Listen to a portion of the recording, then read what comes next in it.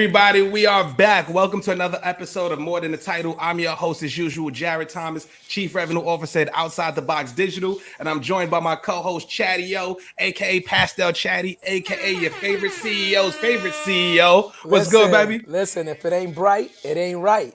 But listen, I digress. You know that's my tagline. But in honor of us coming into June, I do got on the black hoodie.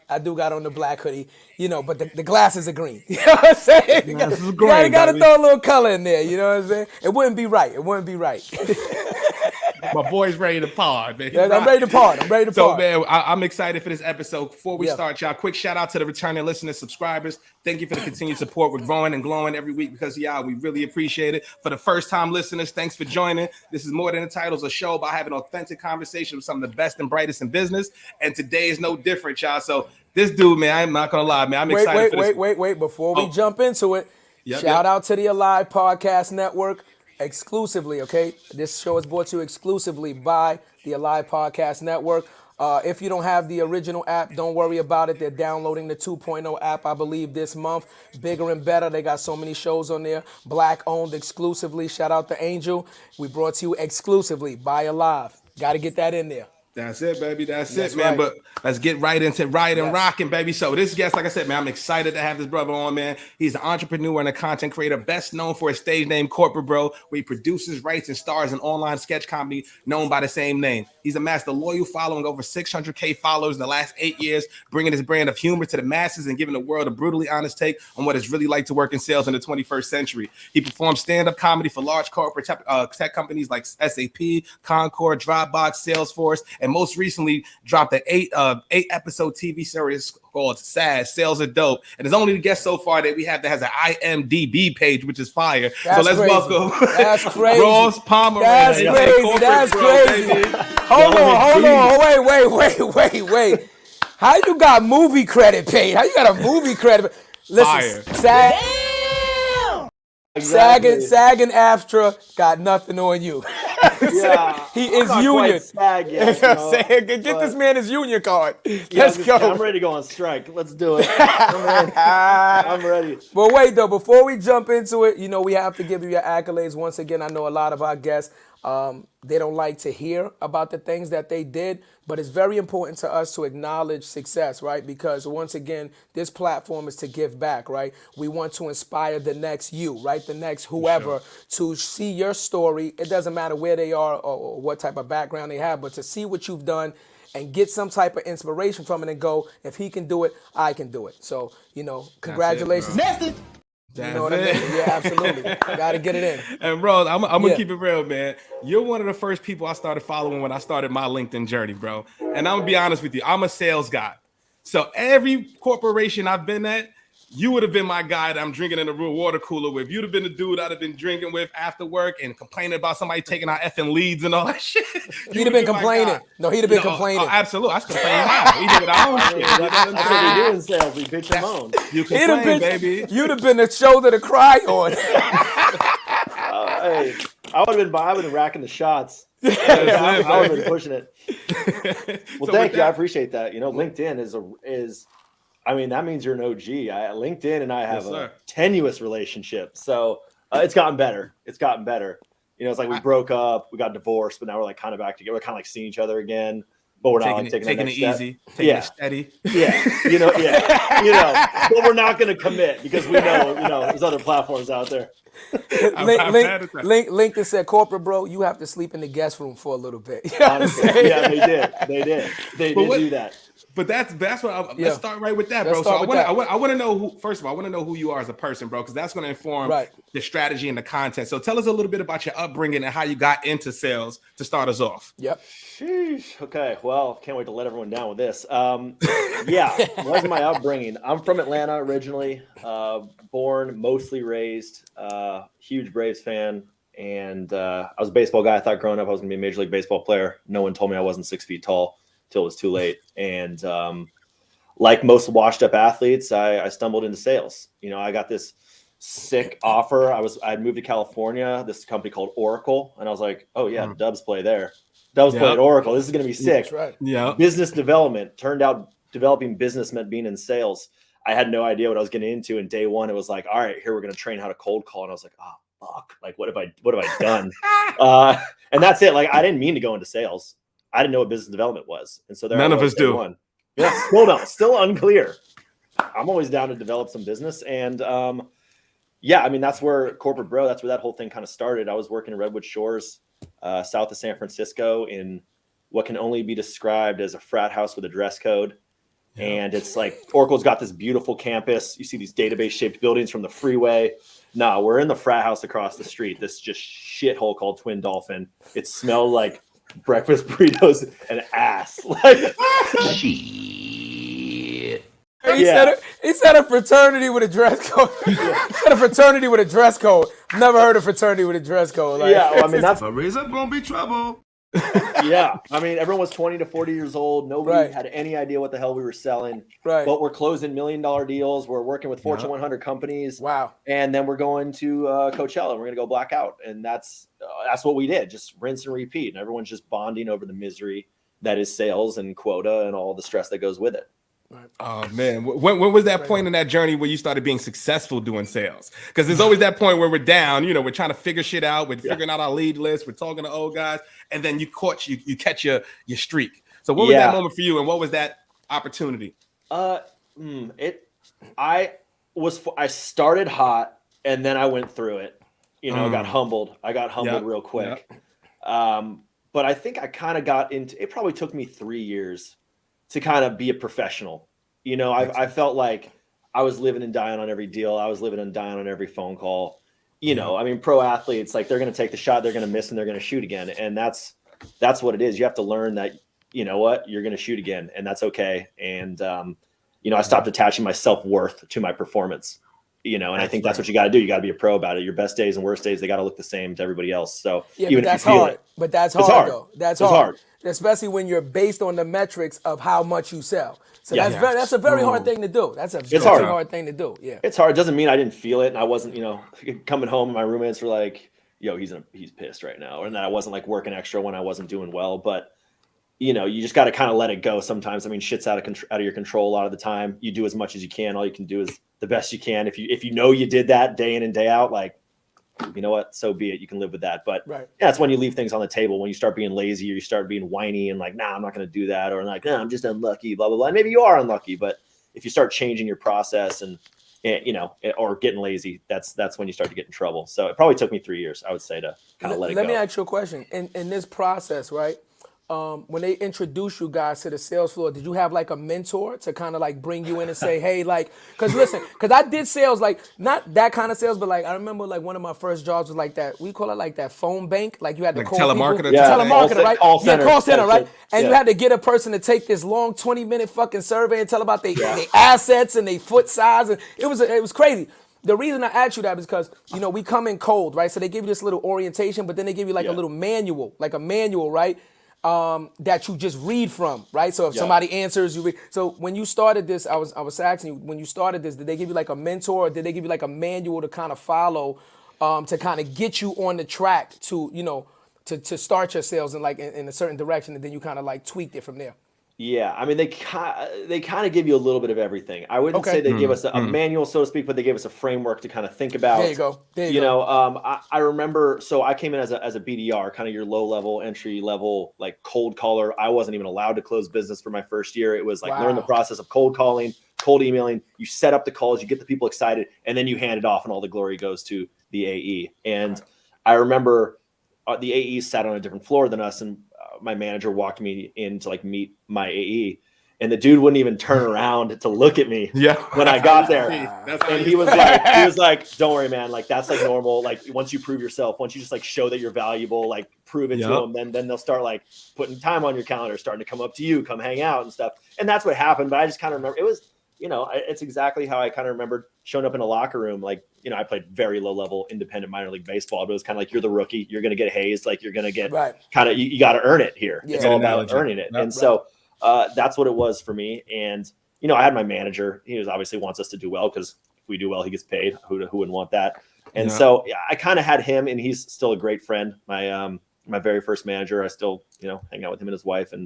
But he was kind of the guy I leaned on at first because everyone on my team, we're all new. We were like a brand new team. So we were all, what was nice is we were all suffering together. You know, we all had the shitty calls. We'd all listen to each other's calls. We'd all, be quiet. We'd hear one of our friends getting dominated. Like, no, I'm not going to do that, sir. No, I understand why you might feel that way, but like, hello. Like, ooh, there you go. You know, like, just getting absolutely dominated. But then, you go on a walk, you go grab another coffee, get that nice anxiety twitch going on and just run it back. That's it, man. It is like a frat house, So another thing I wanted to ask you, the camaraderie, right? You mentioned that all you guys were starting at the bottom. I think that's a very good point that we can't get past, right? Because when you're all starting at the bottom, you're all going through the exact same thing, right? Yep. So you can lean on each other, vice if they had put you in already with your mentor or with your sales lead and you had to work under him like an apprenticeship, it would feel a lot different, right? Because whoever's like the star would get the best treatment, right? And then if you wasn't the star, the other guys would get like the shitty treatment. But you guys all went through the mud together. So I think that helped. But let me set up the table though. I know where you're going with it, Chad. But like for sales away in tech sales, I'm with you. Okay. It's a dog eat dog competitive ass world, but we all love each other. It's the weirdest shit ever. Yeah. Right. You know what I'm saying? It's like you want Sally to succeed, but I want to kick your ass and hit quota, and I want to go to President's Club, but I'm gonna help you. And then it's weird, bro. So like it's weird in sales, especially in tech, man. Like honestly, where does it end with you people? That's how it is. There's always a little something, like you congratulate him, but somewhere inside you're like, fuck you, that's you some of my best friends are those people though. We were all very competitive with each other. Right. It's one of those things where if you're all doing well, you're all hitting quota. Then it's great. It's great because then you can really push each other. But if one of you is having like an actually bad quarter, you're like, shit, I want to help this. What can you do? Let me ask you a question. If you drop the ball on the call, let's say if you drop the ball on the call, could your partner pick up the call and kind of see if he can make it up? How does that work? Or is it like a dead lead after that? Okay. It's kind of dead. I mean, you kind of get one shot and everybody gets allocated certain leads or certain territories. They're operating in certain swim lanes. Okay. And that's the other piece is like, you might have somebody who's got just someone's covering New York, right? Everybody's buying tech in New York. I might be in Iowa battling, trying to get some Farmer Dave to buy some software, right? And like Farmer Dave's like using pen and paper, and like New York's like, fuck yeah, we're gonna buy that. So like, it's not always apples to apples, and that's what's so hard about sales is like situation, timing, luck. Like there's a lot of that goes into it. But you know what? It's kind of like some people just find a way to win no matter what, and it is what it is. But it is very situation based for a lot of people. Absolutely, man. So I'm gonna keep it real with you, Ross. What started with me on the LinkedIn journey, I'm gonna keep it all the way real, bro. I hated fucking cold calling. I prided myself on being able to call the biggest CEO and get you on the phone. It might take me 100 fucking attempts, but I'm gonna get you at one point, bro. Yeah. But at age 32, with 2 kids, I was like, F that shit. I'm done with it. There's got to be a smarter way for us to do sales. So what I did was when I went on LinkedIn, I just started being myself. I started with the hat and the hoodie. I started giving sales advice, marketing advice, SEO, all that good stuff. So, and then I started driving business as a result of that. So we closed $2 million, bro, without a cold call or email. And that's when sales became really effing enjoyable. So did you have that same mindset when you created corporate, bro? Did you just want to make sales more fun? Did you want to just shed light on what it's like to be a salesperson? Or was there business KPI attached to it? I mean, I think you were probably smarter than I was. I mean, you're clearly kind of one of the OG personal brand folks. And that's what everybody talks about now is like have a presence, have like a brand. And that's just not your product or your company and people will gravitate towards it. I think for me, like, honestly, it was catharsis, man. It was just like healing. It was, it was my therapy. I wasn't going to therapy every week. This was it. I was going to make fun of the shit I was dealing with. And, it turned out everybody else was dealing with the same thing. So it wasn't until probably a couple years in where I would say I started applying my own KPIs to it, kind of strict process. I think for me, it was very similar though, in that I would use humor. Humor was always kind of my like way in with people. My opening thing would kind of be like, I know talking to a salesperson is somewhere between jury duty and like getting a root canal. So like, I really do appreciate you giving me even a few minutes. And they're like, oh yeah, that guy knows you. That's a hell of a distance. Jury duty and a root canal. But they both suck. They both suck. Listen, I don't know. I'll take the jury duty. That root canal shit is terrible. Right. I mean, it depends on who I'm talking to. But, they're kind of like, this guy knows this sucks. Like, I know it sucks. You don't want to talk to me right now. There's a reason I am calling you. I'm not just calling you because I want to ruin your day. Right. So for me, it was self-awareness. It was how can I be self-deprecating, that sort of broke down walls and let people realize that I'm a human and that, this is a human conversation. So it took me a little while to get there, but that's what I did.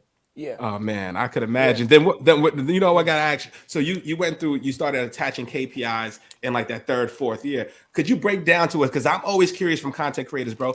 What is your process? How do you come up with the ideas that you come up with? How do you come with the doc? Like, do you do everything from front to end? Like, if you could just lay it out, because I'm pretty sure everybody in here thinking the same thing, bro. We love your content. How the F does it happen? Hold on. Hold on. If it's patent pending, then you got to say that. We asking you to drop the jewels right now. Yeah. So we asking you to drop the jewels. So if it's patent pending, you got to let them know. Hey, listen, don't take my shit. This shit trademark. No, you know what I you mean? take all of it. You take all my shit. You use it however you want. For me, it started with the one thing, and that was like the antenna's always got to be on, right? Like I'm always listening for some outrageous shit that's happening. I don't know. I kind of watch the world in general, just of like kind of how it is. Like I just kind of see it for what it is. I'm like, here comes this stupid meeting about this dumb shit because they want us to feel X, Y, Z, and it's just like I think everybody else knows that that's happening, but people, I don't know. I'm just sitting there kind of stripping everything back to like the core of what are we doing and why are we doing it? Right. And honestly, most of what we do is fucking stupid and outrageous. So things would happen. Like a manager would say something dumb, or I'd be with my homies at lunch, and we'd have a hilarious conversation. Every time I'm writing it down, I'm like, why was that funny? Why was that funny? What happened here? And so I started keeping kind of a bank of things I could use. Then I'd go back to writing later, sometimes at work, mostly not, but and say, how do I turn this into a sketch? How do I bring what just happened to life? So, and make it more broad. And so what I tell people, originally Corporate Bro started as 3rd person. I wasn't Corporate Bro. I was the guy who played Corporate Bro. I still feel that way, but I use 1st person now because it's easier to write things. But it was Corporate Bro has a bad day. Corporate Bro has a rough sales call. Corporate Bro gets too, jacked up on coffee. It was always, let's start there, and now let's figure out what the comedic game is. Right. So if I wrote about this the other day, I was like, Corporate Bro finds a lucky penny. So how do we make that funny? Well, what if we make the penny not actually lucky and a bunch of terrible shit happens to him, and then he just launches this penny away because that nobody's expecting the lucky penny to be shitty. So that's how I would think about it. Corporate Bro finds a lucky penny. Let's flip it, make the penny unlucky. And then let's end it with some funny thing of him throwing the penny into the water and cursing the gods, that type of thing. So it was little moments. You could have turned that into almost like a comic strip. Right. That's how comics. Yeah, that's how comic strips are written, just like that. Right. Yeah, exactly. That was the goal. Look, message. Corporate Bro might be coming to the Daily News. Yeah. Message. I said it first, right? If you see Corporate Bro in the New York Post, Pastel Chat, he said it first. I can't draw for shit. So if you're gonna draw illustrate for me, feel free. Hey, listen. It's all about teamwork. Yeah, exactly. Real. Yeah. That is exactly kind of how I thought about it. Storyboarded. Storyboard. That's dope. That's dope. Yeah. So what was that? Were you working at an organization when you started the Corporate Bro? And what was that first impression when they started seeing your brand get traction online? What were those internal conversations like, bro?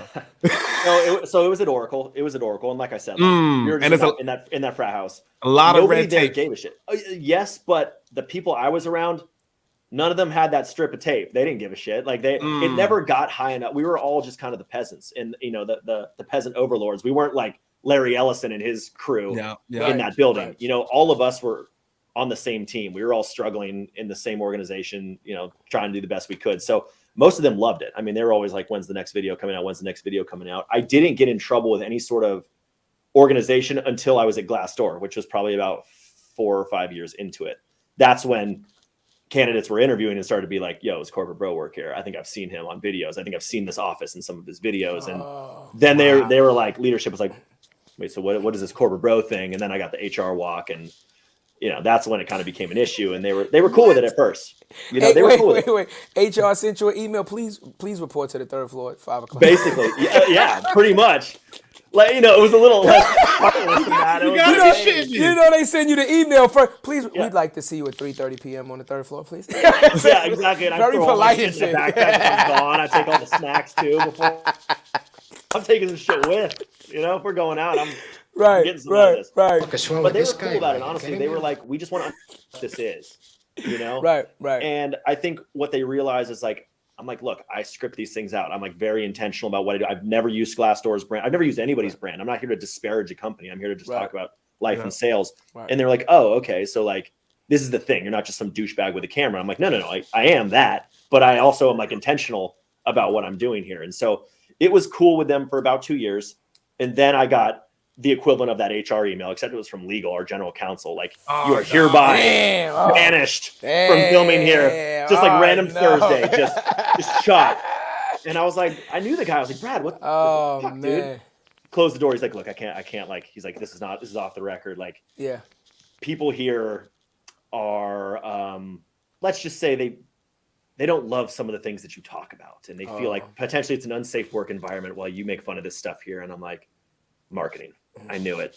It had to be marketing. Bunch of marketers, all the sales team, they all get it. They love it. But it, just kind of got big enough that some people don't get it. And that's comedy. And that's comedy of all since the beginning of time. Some people don't get it. Some people don't want it. And see, now that's the crazy, but that's the crazy thing, right? So HR reach out to you and tell you not to do it. Like how my experience was, the marketing team couldn't get a fuck enough of me. And I was like, you got to pay me. You know what I mean? And it was kind of opposite. So you were very early in that stage. So a company like Glassdoor that does company reviews and stuff, like for those listening, right? They're very stringent. And then you're using the company's operations, their offices to create this stuff, right? In today's market, right? If you were doing that in Glassdoor today, you would have got a $50,000 pay raise and you'd have been head of marketing right now, because that's what been drawing leads. Because that's what it is. That what you said is so important is people will come into you from an interview and say, hey, corporate bro works here. That is the value of what you created, and they didn't even fucking see it. Yeah, I mean, the issue, what I will give them is Glassdoor, and God, I'm not going to use the W word. I'm going to call them progressive. We'll call them progressive, like many tech companies are. For sure. This was right in the heart of bro being a bad word, bro being like a word synonymous with like misogyny, right? It's not inclusive. Right. Yeah, exactly. And it's like sales is boys club, and they were like trying to not have that be part of Glassdoor's identity, because so much of what they're trying to do is transparency and breaking the glass ceiling and all these things that are good things in theory. But what they didn't like was me kind of calling this stuff out. And I think the people who don't like what I do are the people who aren't willing to see the satire. Like I'm trying to make fun of this. I'm trying to say, this is not exactly what you're supposed to do. This is what's wrong. But some people see it and they're like, oh, he's being really serious right now. They don't see that it is an act and like intentionally trying to shine a light on something. So it was kind of just a tenuous time. Yeah, it's crazy, but we need that as salespeople because it's such a stressful job that we need some humor, man. And that's why it's so important. Like, if you're not on that sales floor, if you don't know what it's like to be on a PIP, if you don't know what it's like to be able to hit your quota, and you think you're going to get commission, you close the deal and they F you on your commission on the back end. If you don't know what that's like, then I don't want to hear it. Yeah, but I got to play devil's advocate, though. I'm going to be honest with you. I feel like that's every job, man. I feel like every job has to have some sort of humanity built into the job where you can just laugh. Think about it. It's not just sales, man. Any job that you go to that you got to deal with people, right? People and their fucking attitudes and what they went through at home, and they bring that shit to work. And if they're not performing well, you deal with all of that, right? So you leave everything that you're dealing with at your house, and then you come to work and got to deal with everything everybody else is dealing with. You understand? So I feel like that's at any job, man. Sometimes you gotta laugh stop yourself from fucking crying. You know what I'm saying? I mean, that's what it was for us. Right, that's why it's called sadness, baby. Sales never ever stops saying sadness. That's why we call it that. Yeah. But I got a question for you. You know, I be looking at sales jobs, right? And I'm just interested because I know like a lot of sales jobs are based off of commission, right? So a lot of people just jump right into sales because they see like the big bonuses, but it's not really like structured where you can see yourself climbing past a certain level, right? So my question to you is like, when you got into the sales thing, you know, I know you've seen like the money you can make, but was it structured where you could say, okay, I'm going to do sales and after 2 years, I'm going to do this and then I'm going to bump up to this? Was it structured for you like that? Or was you just winging it? Like, fuck it, I'm going to make a couple dollars and I hope I can make a couple dollars and hopefully an opportunity open up for me. Yeah, that's a good question. I think for me, it was about, my only goal was to survive. Like I just wanted to hit quota and not get fired. Like, you know, and even then it's like, if I hit quota, I'm like, I'm trying to sandbag and not close these deals so I can start the next quarter or next year, like hot, you know, because they're just looking for consistency. The one thing I will say is in sales, like you hit your numbers enough times, like you get promoted, you keep getting promoted, but you know, you could blow out one quarter, you could have a shit quarter, and then you could blow out a quarter, and management doesn't like that. They would rather see you at like a solid, like 101%, 102%, 101% versus like 74, 150, 60, 190. Like they want to be able to forecast you, and they would much rather take that. That's why there's so many average professional athletes, because you know what you're getting from them. You don't get coaches put them out there. They may not be the best player, but they know exactly what they're getting. And that's the same thing with sales. And so the money's cool. The money's great in theory. Like you saare a lot of them are structured. Uncapped commission, make as much commission as you want. Yeah, the product sucks. No one can sell it. So like, doesn't matter. Exactly. Doesn't matter. So that's kind of one of those things that they'll get you with. For me, it was more, I felt the money would come, but the shorter cycles it would take me to get promoted. The quicker I could get promoted and kind of rise the ranks, I felt like the money would come eventually, and it did, So that was always my goal. I mean, I understand why people get in, they, paying off student debt, this, that, like, I get it. Money driven, it's great, but you got to be in the right situation. So many of these sales jobs tout major money and it's just not there. Absolutely. But what was that moment when you quit, bro?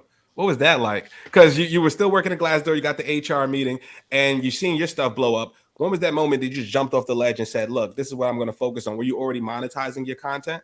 Yeah. I mean, it took me 7 years before I went in full time to do it. I was doing it from 2014, I guess 6 years. So I stopped selling. I went to business school and graduated in 2020. So I stopped selling actually in 2019. And then was like, I graduated business school and I was like, I don't want to have a corporate job ever again. And I'm going to just push this corporate bro stuff and see what I can do with it. And that was kind of when I made the choice. And fortunately has been a great choice. It all seems to, it was one of those things. If you're doing two things, you're only ever going to give it like 70% max on each thing. I needed to give 100% on corp and see what would happen. So that jump was basically after going to business school, I looked at all these people who were like, I'm going to change jobs. I want to do something different. And then they'd all go back to banking or consulting or some other, private equity, some boring ass job. I was like, I ain't going to be me. I just back to McKinsey. Back to McKinsey. Yeah, man. Back to fucking McKinsey. Like, sweet. Yeah, sweet. God, that sounds fun. But listen to what he said though. It wasn't only the experience that he gained from working at the job. He said he went back to school and got educated. Absolutely. We cannot go past that, right? So yes, you're getting on the job training because that's what it's called, on the job training. But he also said, let me go learn the book part of this, right? The book smarts to this. And then when he had both of them together, he was like, okay, now I know what to do. I'm out of here. You understand what I'm saying? So it's very important. Very important to understand that on-the-job training is excellent. Me personally, I believe on-the-job training is way better than going to college. But I have to play devil's advocate. I do have college degrees also, but I got them after I was already doing work on the job. You know what I mean? But I believe on-the-job training because I feel like when you go to college, they teach you book smarts, right? Then when you get to the job, they be like, forget everything you fucking learned in there, and we're going to teach you how we do it in the real world. So it's like, what the fuck did I just spend 4 years learning all this shit for? Then I get here and you're like, we don't even do shit like that. I don't even know why they still teach shit like that. And then you throw it all out the fucking window, right?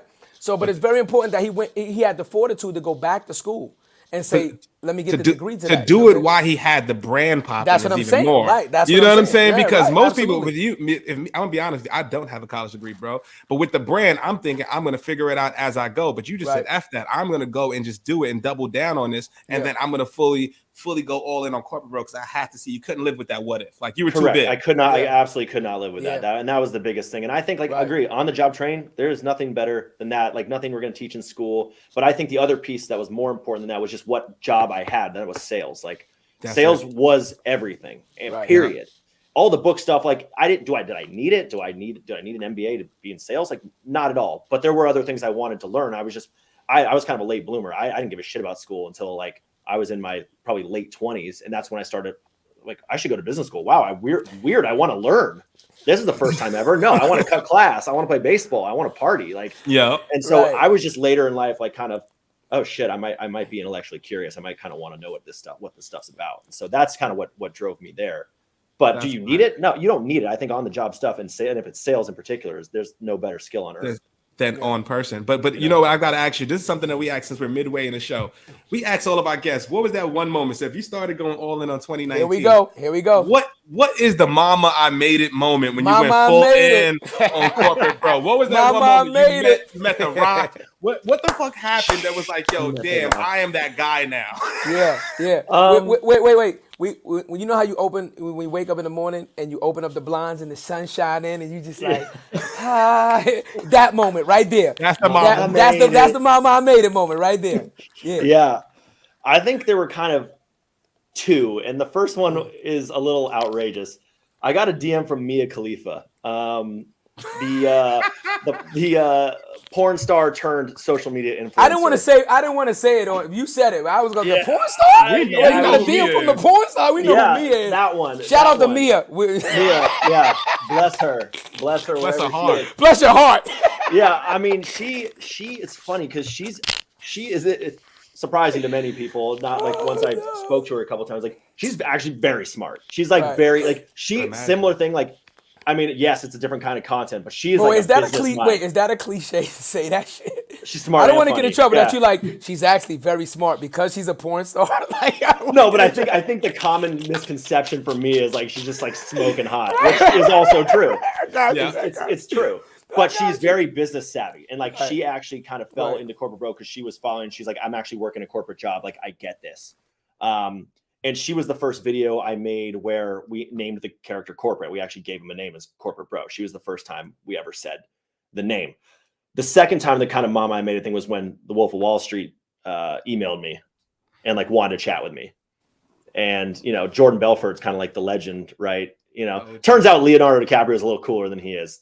Who would have thought? But haven't met Leo yet. One day maybe. But that was kind of a okay, like.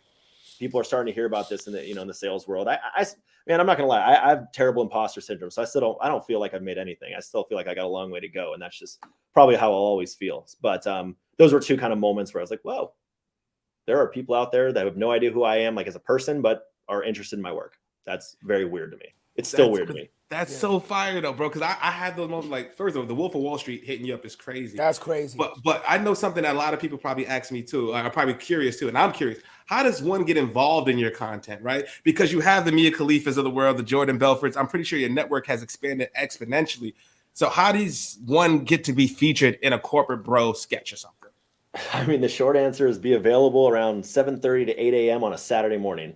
That is kind of the bar. I mean, most of the stuff we make nights and weekends, even now, like the office I use, it's occupied unless it's a weekend. So people would always be like kind of on the come up. Hey man, how do I get one of your videos? I'd be like, hey, we're shooting tomorrow, 8 a.m. Saturday. Can you be there? They're like, ooh, that's Saturday, man. Like I'm partying Friday night. I'm probably hungover. Like I got this. And I'm like, fine, then you don't want this bad enough. Like this is not hard for me to make that choice. I mean, obviously it's my thing, but the sacrifice for years, we didn't make money. We just like making stuff. And that was when we could do it. And I think commitment was the number one thing I was looking for. So if anybody wants to be in one, I'm always looking for people. It's overwhelmingly my friends and my family who are in it, like, what you're saying is if me and Jared, today is Thursday. So what you're saying is if me and Jared fly out Friday night and we pop up Saturday morning, we in the next corporate. Oh, pack your shit, bitch. Pack your bag, Jared. Pack your bags, Jared. I'm already looking. I mean, I'm just saying. Check Expedia right this now. weekend, but in the next couple weeks, yeah. I mean, that's like what it is. Sure. I only sure. I only ask people to to come out when I have stuff for them. I don't ever want to bring someone out there just to come hang out while we're working on stuff, or if it's just me in it. I want people to feel like they're valuable and get lines, or or at least their face in it and so forth. So, I mean, yeah, that's the kind of short answer to it. Fire. I've learned to kind of shoot most things by myself now, because that's when the pandemic hit. That was kind of what I had to do, was just in an apartment, shoot alone. So, that's kind of what it was. Just getting people to show up. Fire, man. But like you said, the commitment is the biggest key, man, to the content, sticking on one thing.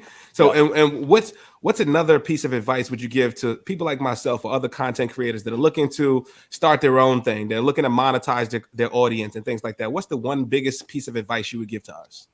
Monetize. I mean, I don't know if this is that piece of advice, but maybe it'll come to me as I'm speaking. Like, I didn't want to lead with monetization. I didn't make $1 for I think 6 years because I wanted the content to be like as authentic, as much mine as possible. I wanted to be as good as it possibly could from my brain, not influenced by like what's a brand going to want, what are other people going to want. I wanted to make content for myself. Like I did it because I loved it. And I love the process, even though it's shitty 90% of the time. You put something out, it does well, and that's the glory. And everyone's like, oh my God, how did I be a part of that? I'm like, you should see me writing for 5 hours alone late at night. Like you should see me editing. You should see me just like by myself. It sucks. And so I think it's prioritizing content that you want to make. Don't start a brand because you want to make money from it. Start the brand because the brand is you. The brand is authentic to your soul, whatever that is. The money will come. You'll be way better at it. So I think like, for you're this is already, I mean, there's soul all over this brand. So like, I think that's already kind of innate in you, but I think a lot of creators are getting started with the goal of being influencers. I never started to be an influencer. I never wanted to be an influencer. It just turned out other people felt the same way. I did it because I was miserable in my job and I like making movies. That's it, and it just turned into this. And obviously now I think about it from a business standpoint. Everything I do is somewhat strategic, or at least I try to imagine it being strategic, but early on, just make stuff and make the stuff you want to make, and just that's it, and do it consistently, and you will have something. He's an artist. He's an artist. That's it. You're a definition creator. He's the definition of a true artist. Yep. He took his art form and just enjoyed creating what he wanted to create, and worried about everything else later. I mean, it's hard. It's still hard now. You got these algorithms. You got social media. You're like, what does the LinkedIn algorithm want? What does Instagram want? TikTok want? And you start to like, well, if I make this one, I know it'll do better. But it's like, no, that's not funny. Like, I want to make my thing. And yeah, there's times where I'll do something that I don't necessarily want to do. But the majority of content that I make, like, I want to make it, and I feel proud to post it. There are obviously times where I post things, I'm like, whatever, but I need to get something out and I'll do it. But the heart's still in the right place. Let me ask you this question, because me and Jared was talking about this. We was talking about this actually earlier today and yesterday. We like to go back and forth on ideas, right? Is it a battle sometimes between, like you said, the algorithm, right? What you want to put out and what you know will do better, right? Yeah. So you're saying, okay, I want to be my authentic self. I want to put out version A, right? But I know version A might only perform this well, right? Mm-hmm. But version B will do this well, right? Right. And then it's the battle between your authentic self and still trying to build the brand and be successful, because at the end of the day, you still want to build the brand, right? Yeah. How much do you battle with that? How much all do the you battle time with that? Fucking every time, all the time. It's like, I can spend. I mean, I'll give you an example. I shot this show, this TV level produced show. I could lip sync some dumb shit on TikTok and it's going to get 3x the views in 24 hours than this thing that took me 3 years to make. And this cost me $500,000 and the TikTok thing cost me nothing. And I get more views on TikTok. But what do I really want to be when I grow up? I want to write TV. I want to act. I want to do heavier shit. I want to do more dense things that a true person who's sitting down and watching content is like, holy shit, this is really well done, versus the 6 seconds of dopamine that they get in their brain when they then scroll for another hour and a half and have immediately forgotten that little 6 second thing that I got a view for, you have to kind of, my answer to you would be do both. Just spread them out if you can, right? Like give them some space in between. It's a lot of people repurpose content. I'm candidly not great at it, but I did a repost today for the first time in a year and a half. And I was like, and it's killing it. And I'm like, fuck, I forgot I should be posting some of my old stuff, because half the people haven't even seen this old stuff because they're new. They've been here in the last couple of years. So like, this is new to them. It's not new to the OGs, but that's fine. They still enjoy it anyway. And like, so yeah, I mean, I fight that fight all the time, but you'll be miserable if you continue to chase an algorithm. If that becomes like the number one thing. Absolutely. I mean, I'm big on I remix my shit like Diddy, bro. I'm telling you right now, I remix it like Diddy. The reason I said that, listen, we're transparent, so we're asking you to be transparent, so we're going to be transparent too, right? So we have these conversations, right? Like internally, me, Jordan, and Jared will be like, yo, we got to put something up. And I'm like, yeah, I don't want to put that up. He's like, yeah, we got to put it up because, we didn't post today. And I'm like, yeah, but that's not what I want to put up. You know what I'm saying? So it ends up being a back and forth, and we go through that internally, right? I believe that it has to be a balance, right? As a true artist, because we're artists also, right? We do music and, we do, things of that nature. We're true artists and we're passionate about our craft. When you are somebody and Jared is very passionate, very, very passionate about. I'll argue to listen, death. That's a fact. No, listen, let me tell you something right now. Yep. If he puts his all into it, he's all in, right? And he's like, this is what I'm doing, and it has to be at its purity, right? So when you're an artist and you're like involved in your craft like that, it's very hard to do the algorithm thing, right? It's very hard to not do what you want to put out because you get this inside feeling like I'm not being authentic. Yep. I'm not. Yeah. Right? So Jared has a saying, right? He's like, don't box my creativity. Don't box it in. Don't box it in. So sometimes I'll tell him, like, Jared, we got to do it this way. He's like, Cuzzo, don't box my creativity. You're boxing my creativity. So that's why I asked you that. So that's why I asked you that, right? Because as a true artist, you want to put out what you feel like is a true reflection of yourself, of your personality, of what your message is. But it might not do well, right? Yeah. At the same time, Jared has a brand. You has a brand. You're trying to keep the lights on, right? And we're like, if we put out this fluff, it'll keep the lights on. That balance is very hard to maintain. Very delicate. It's very delicate. Yeah. It's very delicate. It is. And the one thing that I struggle with that I know is true, and this is like another piece, and maybe this helps, maybe it hurts. I don't know whose side this necessarily takes, is like, most people don't give a shit about you like you give a shit about you. Like, nobody's thinking about my shit like I'm thinking about my shit. Nobody is so obsessed inside my mind like I am. Most of them will watch the video, and if they don't like it, they're going to move on with their lives. They're not like, oh shit, I better tell the boys this one was trash. I better call my mom and tell her this one was trash. Like, no, they move on with their life so fast. Even though it doesn't perform, I may be sitting there like, I'm fucked. Like, I'm not funny anymore. I'm out of ideas. Like, I knew this was fluff. I knew this was trash. Nobody else gives a shit. Like, most of the time, you know, like, you have to say some really inflammatory, like, messed up stuff to get like true negativity. Yes, I get internet hate. I get it all the time. I get a comment, "You're not funny." Okay, great. Why do you follow? You literally follow me. Like, what do you want me to do? Like, you follow me, bro. Like, I did not make you press the follow button, dude.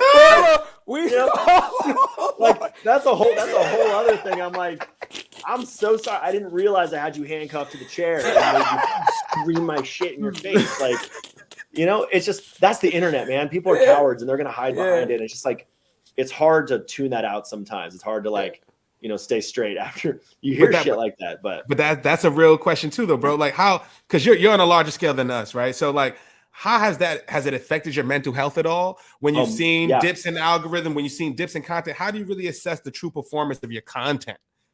Yeah, I mean, I've just learned it just kind of ebbs and flows. Like, sometimes you're on a heater and you got 5 straight weeks of just fire banger content. People are like, yo, like, my new favorite. Oh, this is your new best one ever. And like, you know, that feels good. And even in those moments, I'm like, but the bad times are coming, man. They're like right around the corner before all my posts are out. And like, you know, I'll have 5 posts in the bank and I'm like, I know 3 of these are bangers, so I can kind of mix them in. Like, I'm good for a month.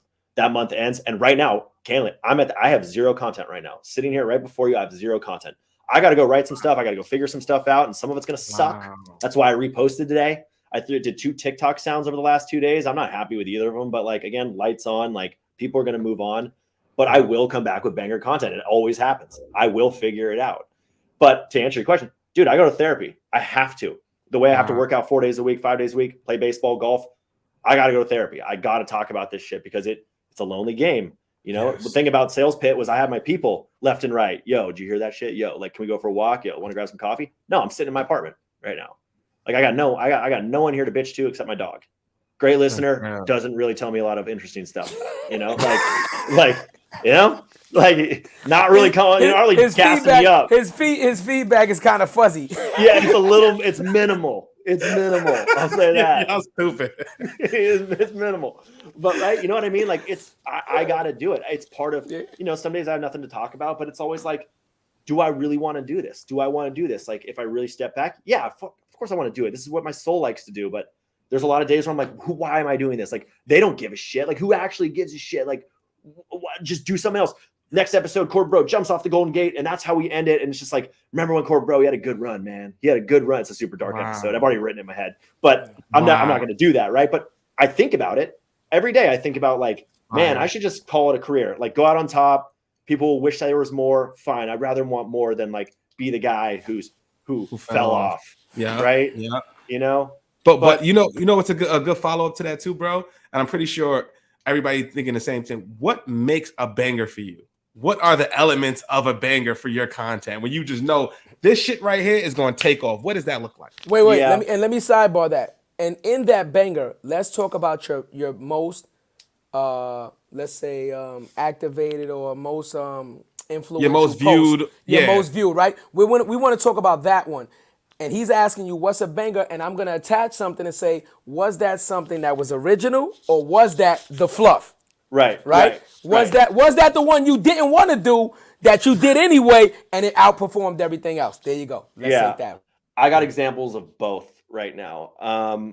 So I did tech bros at weddings recently. My boy from high school was getting married. It was a pretty small wedding. I was like, I'm going to shoot this thing. I had all my lines prepared. I wasn't like disrupting the wedding or anything. People are like, man, you probably ruined that wedding. I was like, no, these are all my high school boys. Like, they know what I'm doing. And like, it takes 2 seconds for me to like film one clip in front of them. But that one I knew was going to be a banger. Why? A couple reasons. One, I was actually at a wedding. So like, it was a unique situation. It was a unique scenario. I knew like tech bros as a whole is a very general thing that even non-tech bros know of. Like, you feel some sort of way about tech bros. And I knew that I had enough industry knowledge to make it for the real tech bros to be like, yo, that's me, or like, that's my boy. So like, not only is it funny, but it's also it's relevant and hashtag relatable. Like, those are the 3 elements. If it's actually funny, which is always my number one thing, and then like, is it relatable? Like, is this someone I know, or is this me? Those 2 elements, and then like a unique situation. You know, again, like, I'm shooting at a wedding. Most of my stuff is with this sign in the back or in my apartment. It's pretty like drab to look at. Now that one popped off, and that one's got a couple million views, and I kind of knew that was coming. Wait. You said that a was couple fire. million? You said a couple That was million? fire. You talking about the one he was like, when you was in the wedding, you was doing a stanky leg here. Yeah. Wait, he modestly. He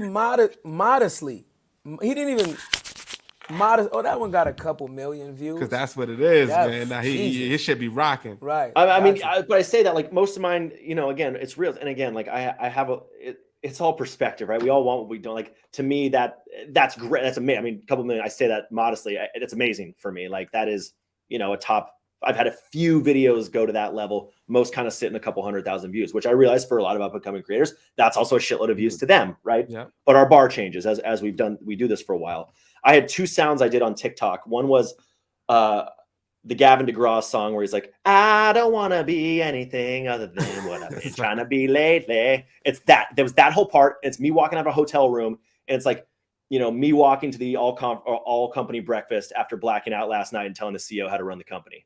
Like, you know, it was a funny ass, like, I knew that was funny, and I made that in 10 seconds.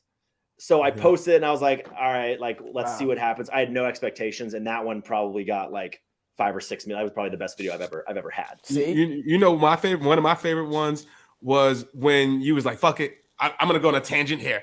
This is what's going on in tech right now. That was my favorite. That's when I reached out to you, bro. When I saw that video, I was like, fuck it, I don't care if you say no. I don't care whatever it is. I don't care if I gotta wait 6 months to get you on the show, bro. I said that one right there, because you said everything I felt about the entire industry. And that wasn't scripted. That was an actual rant. That was off the cuff. You can tell. That was off the cuff. You can tell. But wait, look at what Jared just said to you. That I have to chime in on that. That brings me back to the point of what we said when we started the show, when we talked about your accolades. He just told you, based on what you said right there in that one video, he was like, I got to reach out. I don't care if he put it all on the table, because technically you inspired him. Right then and there, you was like, you caught his attention and said, he felt connected right then and there and said, he's going through everything I'm going through.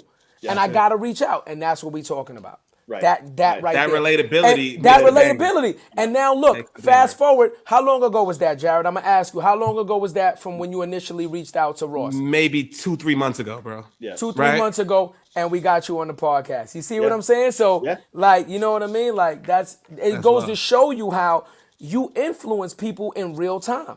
In real time. Yeah, that's love. Another gem for anybody listening, right? Like, I saw that content and was so inspired, I reached out. Most people ask, how the hell do you get your guests for the show? Right. I make the ask, man. Yeah. The worst thing he could say is no. No. And if he says no, guess what? I'm still a fan of this fucking content. He's still dope to me. And it will work, or he'll see me. And when you see my shit, then we'll collab. And that's it. You know what I mean? I mean, my professor, you don't get what you don't ask for, right? You don't ask for it. Why are you going to get it? Who's going to give it to you? You know, that's it. And I appreciate that. So I'm glad you did. I got another question for you. So we're talking about sales, right?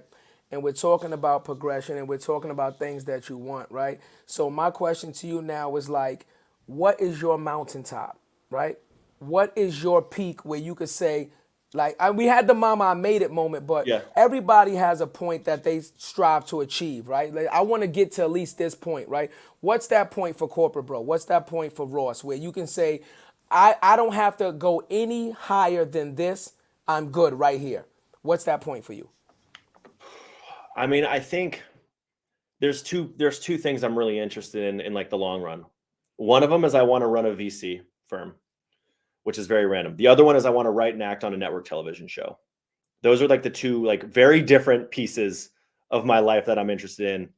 I already run like a small investment syndicate. I've already shot my own TV show, even though it's on YouTube. Like, I mean, I could sit here and tell you, and like the honest to God truth is like, I've already made it. Like, I'm already where I want to be. Like, everything else is gravy. Like, I'm good to go, but you always want more, right? Like when you get to a certain, like you just, I say this a lot to people, and it's a curse. And this is the classic, like, what's your biggest weakness? Oh, I care too much stuff. Like, I've used this exact soundbite before. I'm using it. I have a problem. And that is, to me, being successful feels like status quo. I don't mean that in a bragging way. I mean that like I have a hard time enjoying success in any way, because to me, it's like, I just shake your hand, move on, next thing. When I fail, it's the worst thing in the world. Like, I live in failure, and success is just status, is just like as it should be. Like, I don't feel good. I feel relief. I feel like I've survived to the next thing. Like, now go do it again and do it again. And if you don't, then you suck.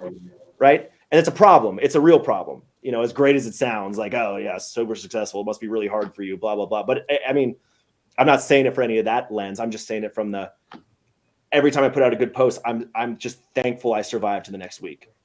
That's so real, bro. That's so real. People don't get how, everything you're saying is so real, bro. And I appreciate your transparency with that. Yeah, that's big. Like, seriously, people don't understand the internal battle that goes in as being a creator, because life's still happening to us and we're still showing up, man.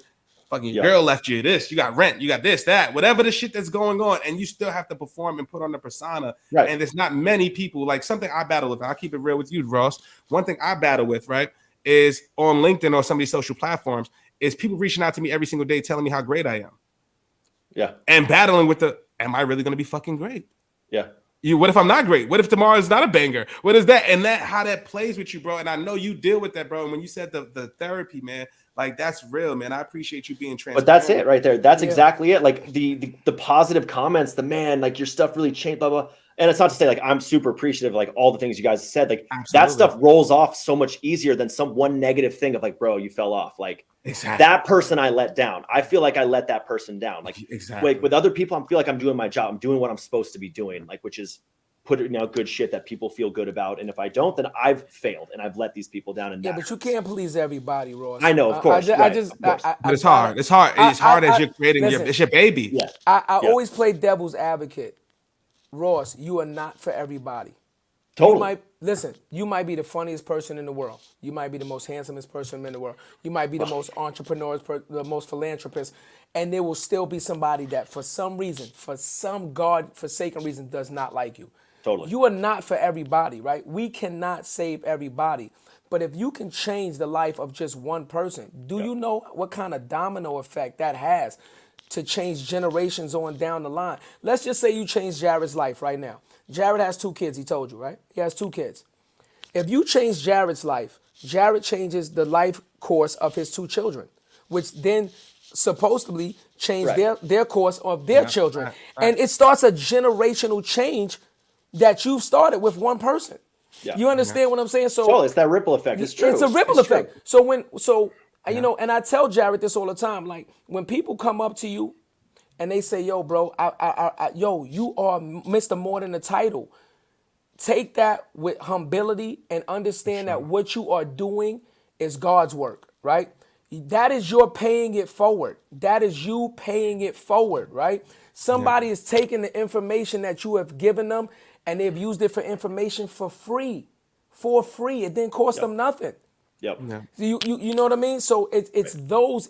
I live for those moments. I'm not gonna lie to you, right? Yeah. I live for those moments because it took somebody to do that for me to get me to where I am today. I might not be here, but I'm not here. You understand what I'm saying? Yeah. And I know where I started, and I'm nowhere near where I started. But it took a person like that to inspire me. So when you guys get those accolades, I'm just talking from a person that got inspired from somebody else. Be grateful to that and be humble to that, and just know that you've changed somebody's life forever. Not like in the moment. When somebody has the courage to say that to you, they're telling you you've changed their life forever. And that's hard to say. That's big, bro. It is. That is huge right there.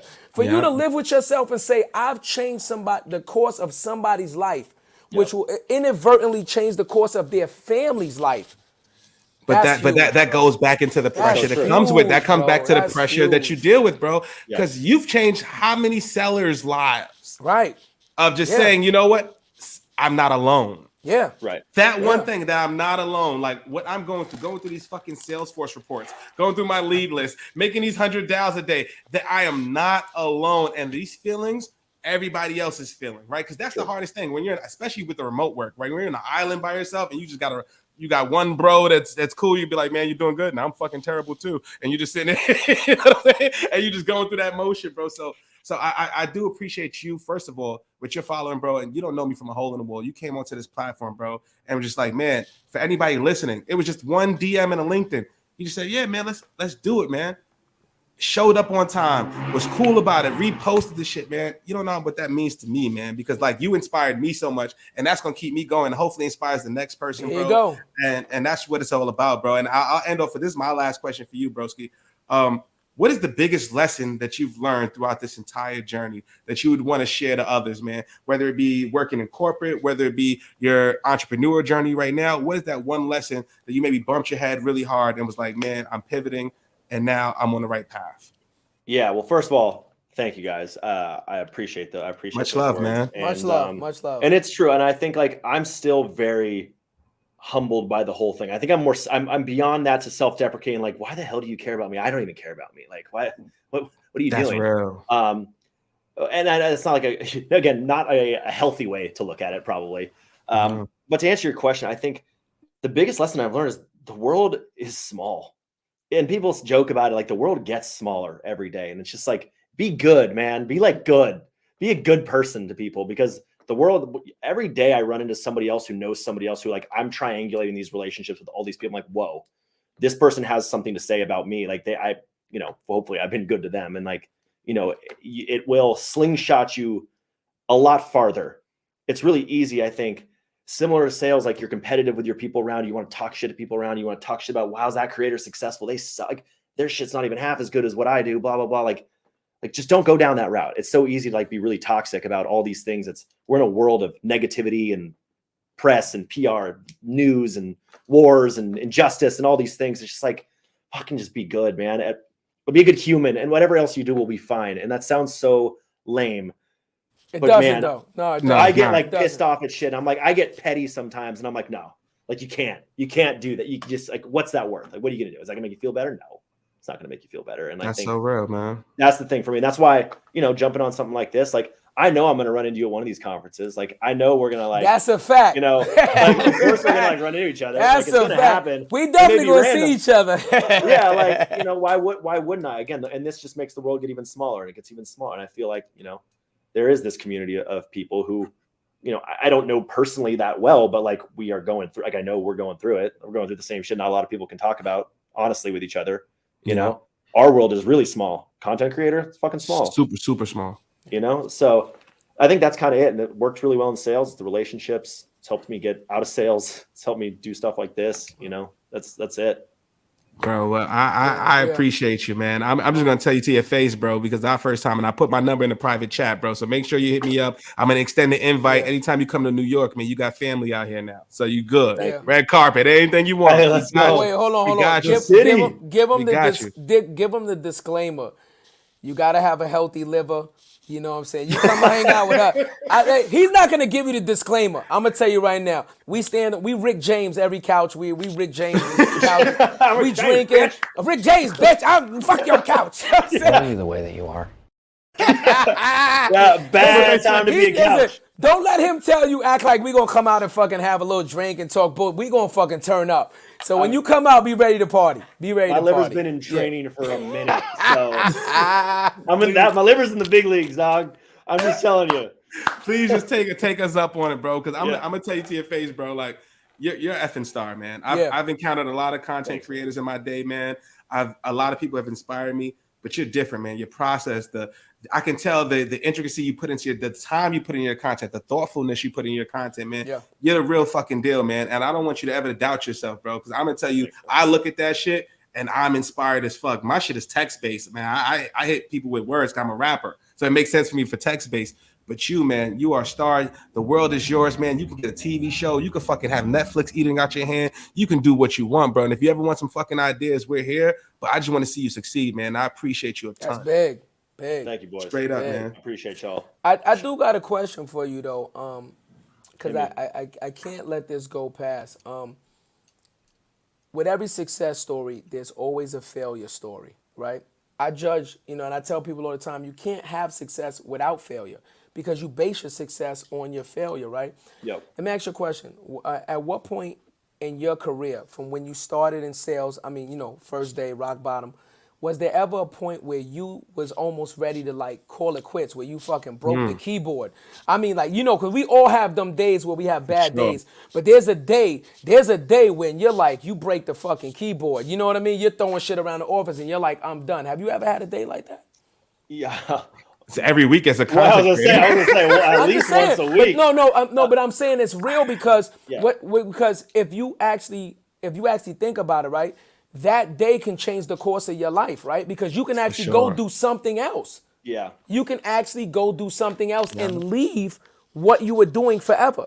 Yeah. You know what I mean? I mean, that happened to me. That was the end of my glass. That was right before going to business. That's what made me go to business school. It wasn't a day, but it was a buildup of, I was so miserable and so angry every day I would wake up. Like, I'm so thankful. I haven't had Sunday scaries in probably 5 years. Like, I don't even know what Sunday scaries is. But I used to have Sundays. I used to have every night was scaries. And I remember I got so miserable. I was like, you know what? Like, fuck it. I am going to take the GMAT 5 times. I'm going to hire myself a tutor and sneak into conference rooms after work and just read this textbook and learn how to do high school math all over again and learn how to do these verbal and take these tests. I was so mad. I had to change. I had to get out. To the point where I, as a guy who would cut class, paid money to study and take a test 5 fucking times. Like, I was such in a dark place. Wow. I was like, I have to get out. And that took me 6 months of studying. 6 months of studying. Wow. Probably a little more. We're like 8 months of studying. But, I just went in. I went in and that's what it was. Like, I had to make it. I'm someone who will just, like, if they get to that point, I have to make a change. I'll wallow in it for a bit, but I got to take action. I got to throw on some beats and just run it out. Yeah. A CEO said something real to me, bro, one time before we started the business. He said, once the entrepreneurial fire starts burning, there's no way for you to ever put that out unless you try it. And when he said that shit, man, and that's what you was going through, you were like, man, like, this isn't no long-term thing. Like, I'm at Glassdoor. You're a big brand, right? You're going to help me. Maybe you're going to increase my salary by 40, 50 if I jump around some other places. You're a good name on my resume. But what are you really going to do for me long-term? And what you did was really just created something sustainable for yourself, for your family, bro. Corporate bro is gonna live on. Whether you kill the character, whether you do anything, that's gonna be some shit that's legendary, bro.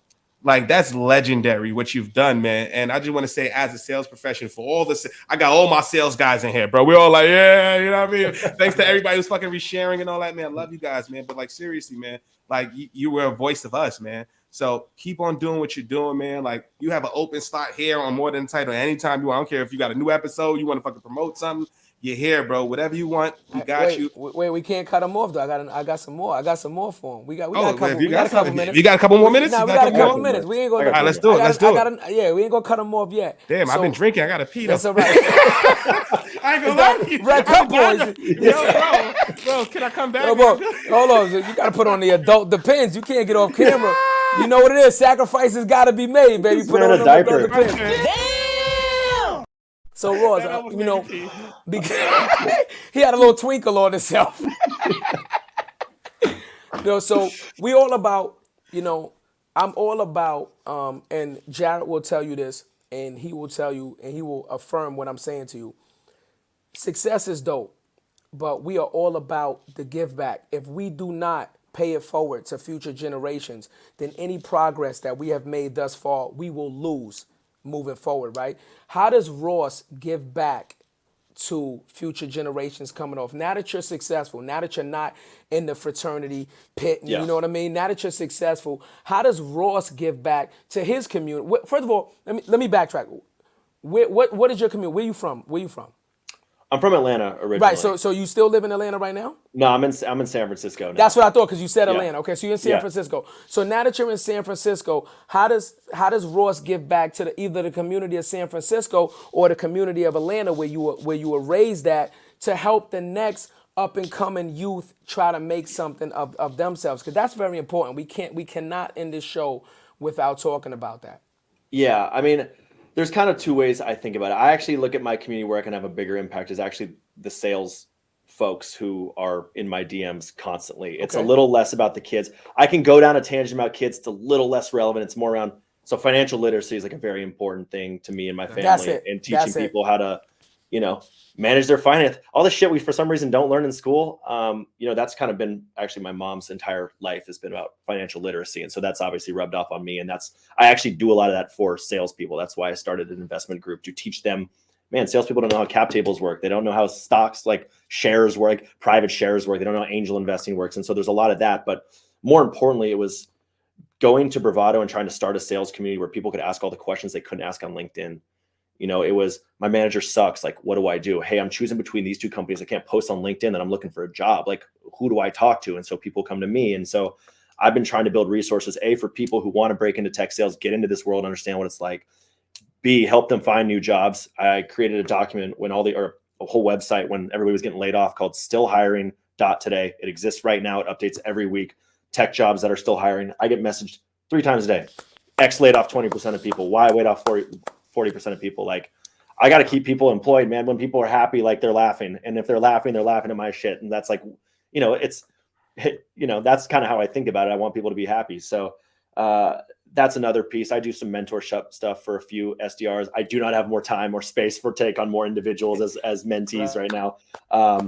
But I kind of keep some of that stuff. Like, I don't really talk too much about that stuff. I don't want to, it doesn't need to be a thing, but there's a few people. You don't have to talk about it like in depth, right? But I noticed that a lot of times, right, when people become successful, the things that they do to give back to the community don't get no spotlight. It don't get no shine. It don't get no share. They do it very quietly, right? But then all the negative shit that happens comes to the light, right?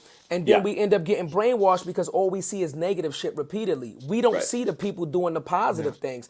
I understand you're doing it selflessly, but I'm just telling you that putting a shine on something that you're doing positive to change somebody's life is not a shameful act. You understand what I'm saying? It is saying that we can change the narrative and we can show things that people can do positive things on a regular basis and consistently, and not only do the negative shit that we always see on all these news outlets every fucking day. That's all I'm saying. So, and I appreciate you. I agree. You just don't want it to feel contrived or calculated. Right? Exactly. Like I don't need people like accusing me of like, you're just doing this to look good, and like, whatever, does it look good? But let me ask you this question. Okay, but let me ask you this question, and I'm gonna put it to you like this: if you made money on your own, right? However you made your money, and you decide to do something with your money positively, and somebody says, "Oh, you're only doing it for this," it's my fucking money. Yeah. Are you doing it? That's my question to them. Are you doing it? And if the answer is no, shut the fuck up. Yeah. Shut the fuck up. Don't you can't tell me why I'm doing what I'm doing. The bottom line is I am doing it. And that's the biggest issue when we run into you're only doing it for this factor, but it's I'm doing it vice I'm not doing it, because they would rather you not do it. Because the more of us that are not financial literate and this and that, we fall victim to the system. That's what it is. But for as him as a content creator, especially on that level, like that type of shit is not going to be seen. Like, I'm pretty sure there's numerous calls you've taken after 5, 6 o'clock from salespeople, sales folks. I'm on a PIP. What do I do? All those other things. Like that's just, and plus you're giving so much in your content, similar to what we're doing now. You give so much, and that's the way you give back, right? And shout out to Bravado, bro, because I follow Salil too, man. So I've got to ask you my follow-up question. My last one, man, is how did Salil bag you, man? How did he get you on board? Because, man, he's a beast on LinkedIn too. I love what you guys are doing. So kind of how did that partnership come about? Right. Sahil's a beast. I met Sahil on Stanford's campus. I was in school there, and he just happened to be like speaking at one of the classes. And he was running some, I'm bringing back McKinsey. He was running some consulting exercise. Like, what are salespeople into? They're into like caffeine and Will Ferrell. And it turns out like Corporate Bro was on this like list of 10 things. Wow. And so he hits me up, and similar to like what we're going to do when I, roll to New York, like he took me, we got drunk. like all good partnerships. That's where it starts. Over his case was he's got like a wine cellar of all this like nice wine. I'm like, is it red or is it white? I don't know. That's basically the only differences I know. And we just talked about what we bonded over was talk about like the giving back and changing the narrative things. Like, we want to put respect on the name of sales. Like, we just want the sales profession to have some respect and people to understand that it's the best skill, that like it's what drives the entire world to spin is the people that are selling.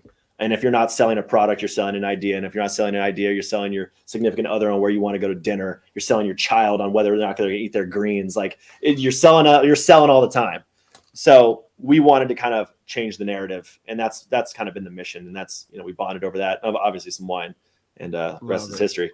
Love it, man. Please, man. I love that story, man. And please put in a word, man. I want to get him on the show for season 4. Yeah. I definitely, if you can put in a word. Oh, he'll do it. Of course he'll do it. I would love for him to come on. We're gonna have a Drink Champs edition. Tell him to bring his wine, and we're gonna have real ass. Listen, hold on. If I'm gonna have wine, I got to have some nice steak or some lamb chops. It gotta be exactly. Right. You know what I'm saying? It gotta be right. Right. It gotta be right. I'm not drinking wine just to drink wine. I gotta have a nice meat with it. You know what I'm saying? You sure you come on? I don't know. I've never seen you a well done dude. I don't like that. He can't be a well done dude. Man, put ketchup on his steak. Medium well, baby. Medium well. Oh no. Gotta be a little pink in it. Gotta be a little pink in it. It gotta be a little pink in it. Medium is the most. Medium is the most. For anybody listening, don't listen to that. Medium rare, call it a day. That's it. Gotta be a little pink in it, man. Be the way that you are. Literally. But listen, Ross, do me a favor before we get out of here. It is very important that you tell the people and our listeners where they can follow you at, where they can get in contact with you at, where all your information is at, man. Go ahead and let the people know where they can find you. Yeah, I mean, you can throw Corporate Bro into Google and any social media network out there, including but not limited to LinkedIn. I'm doing the TikTok thing. I don't like it, but I'm doing it. You can connect or, you can add me on LinkedIn, Ross Pomerantz as well. That's another spot. But, I guess the last thing I would say is go watch Sales Are Dope. It's on YouTube. You can search it. There's 8 episodes. Throw it up on your TV, drink a little bit, smoke a little bit, find out. I ain't gonna lie. I'm throwing it up tonight. I ain't gonna lie. I'm throwing it up tonight. I'm not and I'm throwing it up. Anybody in my house is watching it. Everybody fucking come watch it. It'll teach them. If they don't know what sales is, they will after that. Episodes are short. They're like 10 to 15 minutes. So the whole series is 90 minutes total. You can watch it in one sitting, but give it a watch. See what you think. Again, it's not for everyone. So yeah, I want to backpack on what Jared said. I just want to thank you for coming on the show, bro. Like, I really enjoyed this interview. Your story is amazing, and we really enjoyed you, man. And I'm with Jared, man. I think that you're gonna go on to do really, really big things, man. Really big things. Like you said, you're doing a sketch comedy, and you're doing this and you're doing that, and it's just true talent, man. You don't let nobody box in your creativity. That's it. Don't let nobody box in your creativity, and you're going to go to the moon with this thing, man. Trust your gut, man. Got you, man. Trust your gut. Absolutely. And listen, and when we get off, send me a link, because we need a More Than the Title silhouette in the back of me and Jared with that sign. I told you, you're not getting away with that sign. Listen, I will send you a link to this sign. I don't mind giving you your credit, but I goddamn need a More Than the Title sign with the spiky hair and me and Jared and shit. Oh, they'll do it. They will do it. And it looks good. Send me the link to that shit. We ordering that next week. Absolutely. Yeah. Don't get shout out to Sales Bro. 3 feet is way too fucking huge. I did not know how big 3 feet was once you had it in your hand. Yeah. Right. I like 3 feet. It's big. It's fire. It's out of control. Does it light up? Does it light up? The purple? Oh yeah, man. These are the colors, but the brightness changes significantly. I have to keep it low, otherwise it blows out these cameras. Wow. I like it. I love it. You can gas up. I see it. Yeah. I have to keep it like at the bottom, just so it doesn't like. But nighttime is the only light I turn on in here. It looks right. Sick. I love it. Fire, I love man. it. Thank you, Ross. Man. Thank you again, bro. Me, man. Everybody tune in, check in. I've got so many DM, my phone is going crazy, man. But Ross, thanks again, man. We got another episode next week. We got Mark Keelans from CMO of Aired Me coming on. We're going to go through his story, man. So I'm excited about that. But brother, you have family in New York City, man. Take me up on that goddamn offer, man. Please call I will me, when man. I get out there. Wait, you like lamb chops? Because that's my favorite. I'm a red meat guy. So we got a steakhouse. We got a couple we got some real good steakhouses out here that we could take you to. Yes, we do. And we can have a real good time. I got myself. Okay, that's it. We set. baby. I'm in. That's it. We set. We set. All right, y'all. Appreciate you again, man. Thank you for tuning in for another episode of More Than the Title, baby. We see you. What you know about me? Seen it all, heard it all. Oh, what you know about me? I've done it all. Just one.